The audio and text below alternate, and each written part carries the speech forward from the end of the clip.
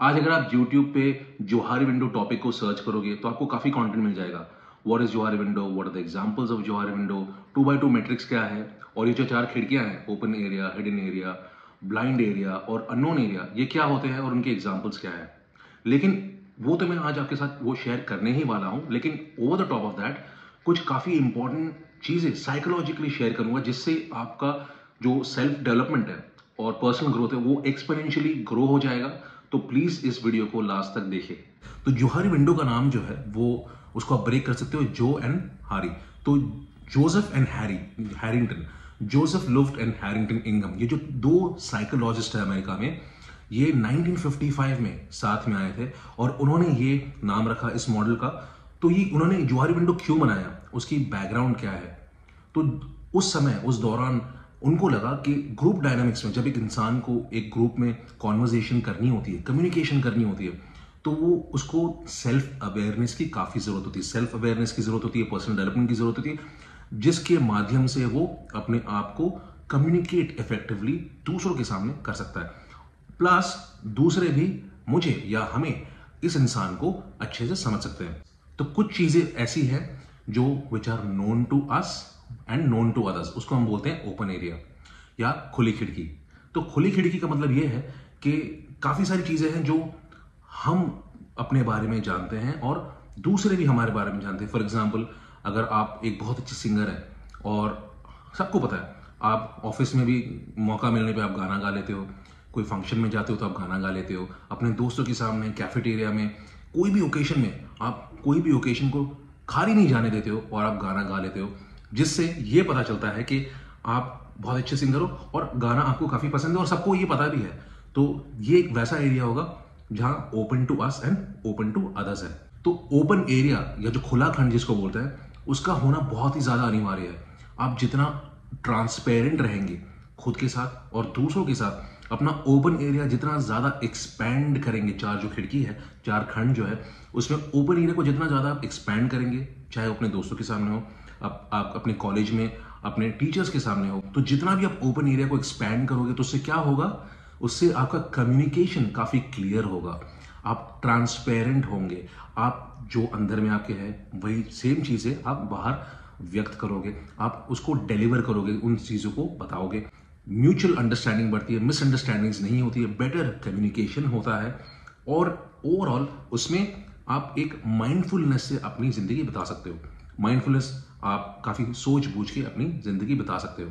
दूसरा पॉइंट है hidden area. जैसे कि नाम बताता है, हिडन एरिया और छुपा हुआ खंड, ऐसी कुछ चीजें हैं जो आपने किसी के साथ शेयर नहीं करी है, रहस्य है, और ऐसी चीजें आपको खुद के बारे में पता है लेकिन औरों को आपके बारे में नहीं पता है। फॉर एग्जाम्पल, आप छुप छुप के सिगरेट पीते हो और इतना ज्यादा छुप के पीते हो कि आपके दोस्तों को भी नहीं पता, आपके फैमिली को नहीं पता, आपके कॉलेज में किसी को नहीं पता।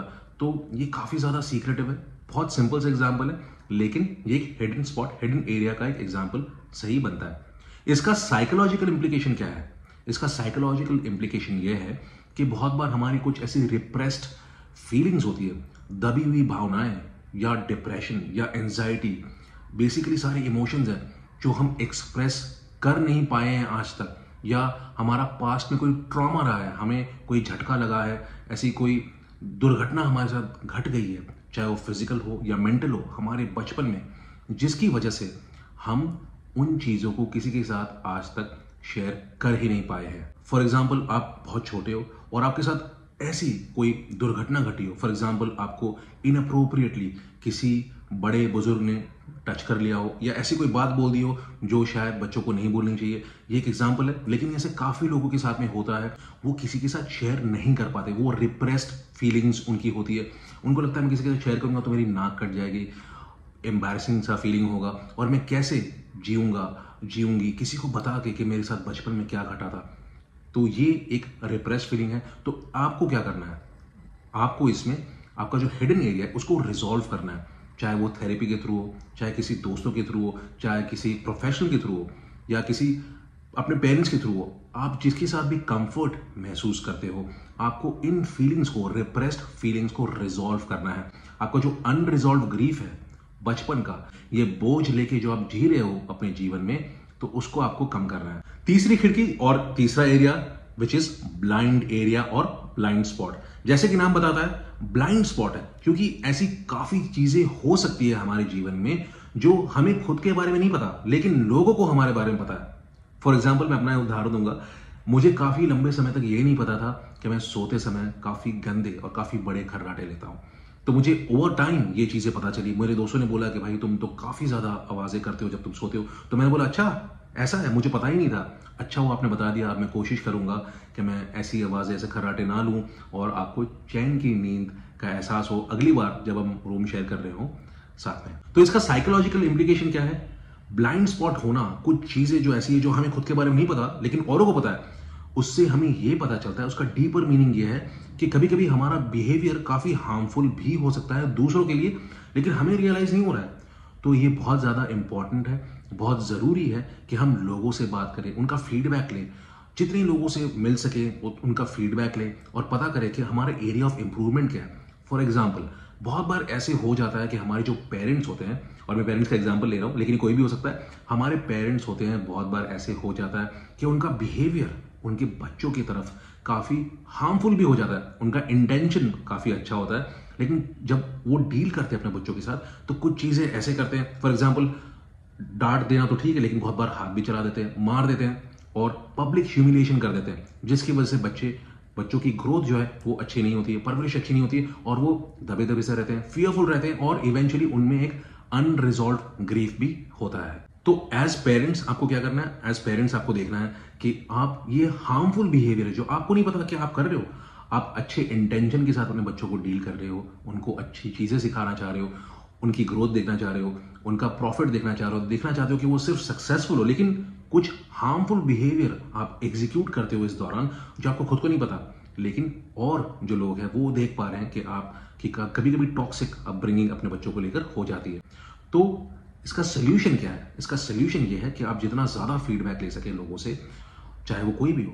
जैसे अगर आपको कोई बताता है कि ये आपका एक ब्लाइंड स्पॉट है, हमने पता करा है, तो ये आपको नहीं पता लेकिन हम आपको बताना चाहते हैं, तो आपको जैसे ही पता चले आप और इन्वेस्टिगेट करें और लोगों से पूछें और इमीडिएटली उसको रिजॉल्व करें और मेक श्योर करें कि जो आपका जो ब्लाइंड स्पॉट है वो जितना कम हो। ये जो आपकी खिड़की है, ये जो आपका खंड है, विंडो है, ये जितना छोटा हो उतना ज्यादा बेहतर आपके लिए, आपके चाहने वालों के लिए, आपके दोस्तों के लिए, आपकी रिलेशनशिप्स जहां जहां हैं वो काफी इंप्रूव होगी अगर ये पर्टिकुलर विंडो, अगर खंड खिड़की जो है वो छोटी होगी। तो चौथी जो खिड़की है which is unknown area slash छुपी हुई खिड़की स्लैश अननोन खंड। तो इसका क्या मतलब है? बहुत सिंपल सा एरिया है। ये हमें बताता है कि कुछ चीजें हमें खुद के बारे में नहीं पता, औरों को भी हमारे बारे में नहीं पता। ऐसी काफी ज्यादा टैलेंट्स हमारे अंदर है और ये हमारे अंदर कूट कूट के भरी है, लेकिन इस पोटेंशियल को बाहर आने का मौका ही नहीं मिला। तो इसका साइकोलॉजिकल इंप्लीकेशन क्या है? साइकोलॉजिकल इंप्लीकेशन ये है कि हमें इस अननोन एरिया को जितना हो सके उतना कम करना है। आप बोलोगे ऐसी चीजें तो हमें पता ही नहीं कि क्या है क्योंकि अननोन है। ये बात सही है, लेकिन आपको बहुत ज्यादा एक्सपेरिमेंट करना है, बहुत ज्यादा ट्रायल एंड एरर करनी है। आपको जहां लगे कि फॉर एग्जांपल अगर आप बहुत अच्छे सिंगर हो, आप बहुत अच्छे क्रिकेटर हो या आप बहुत अच्छा लिख लेते हो, तो जो भी एरिया हो, जो भी फील्ड हो, चोजन फील्ड हो, जहां पे आपका पैशन हो, आपको फॉलो करना है, ट्राई करते जाना है, एक्सपेरिमेंट करते जाना है और क्या पता कि किन इन एरियाज में से आप आगे बढ़ जाओ और आपका पोटेंशियल सामने आ जाए। तो अननोन एरिया को आपको कम करना है। So that's about it. आज का तो ये छोटा सा वीडियो जहां पे मैंने जोहारी विंडो का जो बेसिक्स है वो तो शेयर करा ही, लेकिन साइकोलॉजिकल इंप्लीकेशन जो चारों विंडोज जो पेन्स है उससे हमें क्या पता चलता है, उससे हमें क्या करना है, वो मैंने आपके साथ शेयर किया। आई होप ये छोटा सा वीडियो आपको काफी काम आया और प्लीज इस वीडियो को उन सारी दोस्तों के साथ शेयर कीजिए जहां आपको लगता है कि उनके जीवन में थोड़ी वैल्यू ऐड हो जाएगी। और प्लीज डेफिनेटली इस वीडियो को लाइक कीजिए, सब्सक्राइब टू माई चैनल। मैं देखता हूँ काफी लोग मेरे चैनल को फॉलो करते हैं, वीडियोस देखते हैं लेकिन सब्सक्राइब नहीं करते हैं, तो please subscribe to my channel. I will catch you in the next one और तब तक के लिए मासलामा।